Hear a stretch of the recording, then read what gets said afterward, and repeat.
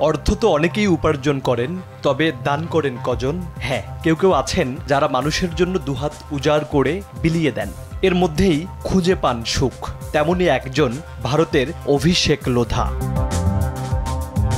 এশিয়ার সবথেকে বড় দানবীর তিনি। ম্যাক্রোটেক ডেভেলপার রিয়েল এস্টেট কোম্পানির মালিক। চলতি বছর দান করেছেন 29,876 কোটি টাকা। সম্প্রতি বাণিজ্য বিষয়ক ফোর্বস ম্যাগাজিনে উঠে আসে এশিয়ার বিভিন্ন দেশের 15 জন ধনীর তালিকা। তাদের দানের ক্ষেত্র হিসেবে সবথেকে গুরুত্ব পেয়েছে শিক্ষা খাত। অভিষেক লোধা ও তার পরিবার লোধা ফিলান্থ্রফি ফাউন্ডেশনের মাধ্যমে উদ্যোগটি পরিচালনা করছে। আর এমন মহৎ কাজের জন্য ভারতের অন্যতম এই আবাসন উদ্যোক্তাকে প্রশংসায় ভাসাচ্ছে সেখানকার ব্যবসায়ী সমাজ।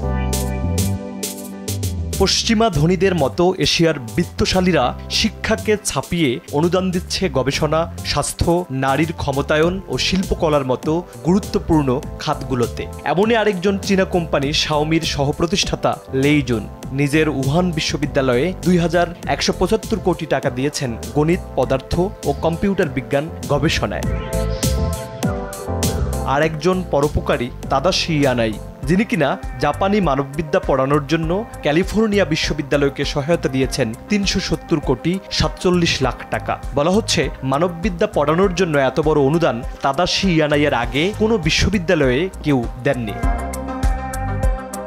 অস্ট্রেলিয়ার ডিজাইন সফটওয়্যার ক্যানভার প্রতিষ্ঠাতা মেলেনাই পার্কিন্স ও ক্লিফ অব্রেক্ট দম্পতি আফ্রিকার দেশ কেনিয়া, মালাউই ও উগান্ডায় চরম দারিদ্র্য বিমোচনে অর্থায়ন করেছেন 200 কোটি 92 লাখ টাকা।